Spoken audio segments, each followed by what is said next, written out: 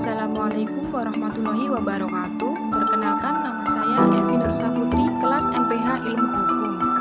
Isu hukum yang saya ambil terkait Undang-Undang Nomor 3 Tahun 2017 tentang pembukuan yang melegalkan setiap penulis menamakan karyanya menggunakan nama atau penerbit orang lain, di mana menurut saya bertentangan dengan Undang-Undang Nomor 28 Tahun 2014.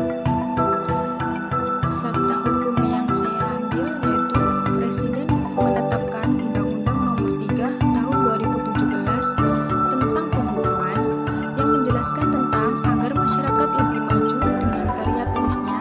Akan tetapi dari pernyataan Undang-Undang Nomor 3 Tahun 2017 masih banyaknya pencipta karya tulis yang menggunakan karyanya dengan menggunakan nama orang lain yang lebih terkenal meskipun berbau positif, yang mana hal tersebut bertentangan dengan Undang-Undang Hak Cipta.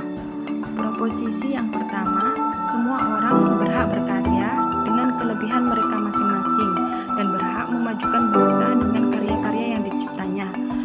Yang kedua, Undang-Undang Nomor 28 Tahun 2014, pemerintah melindungi setiap nama, ekonomi, dan yang bersangkutan dengan hak cipta seseorang. Dari proposisi di samping, maka dapat dirumuskan isu hukum sebagai berikut. Apakah Undang-Undang Nomor 3 Tahun 2017 relevan memberikan wewenang kepada seseorang yang melanggar hak cipta?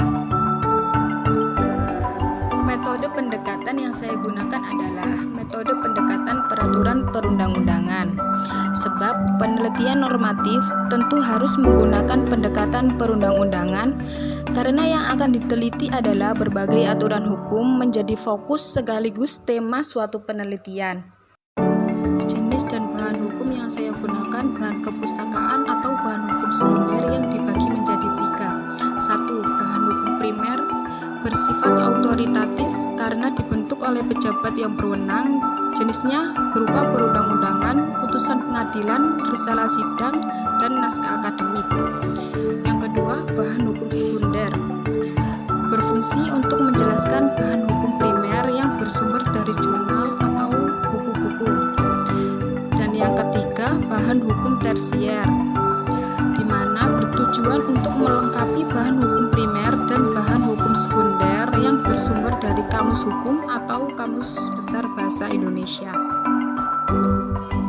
Teknik pengumpulan bahan hukum yang digunakan dalam penelitian ini adalah dengan studi kepustakaan, di mana dilakukan dengan cara membaca, menelaah, mencatat, membuat ulasan bahan-bahan pustaka maupun penelusuran melalui media internet.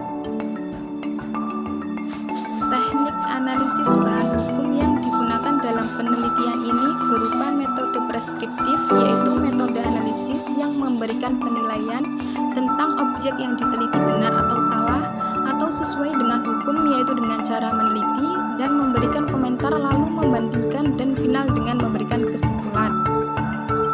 Demikian penjelasan dari saya. Wassalamualaikum warahmatullahi wabarakatuh.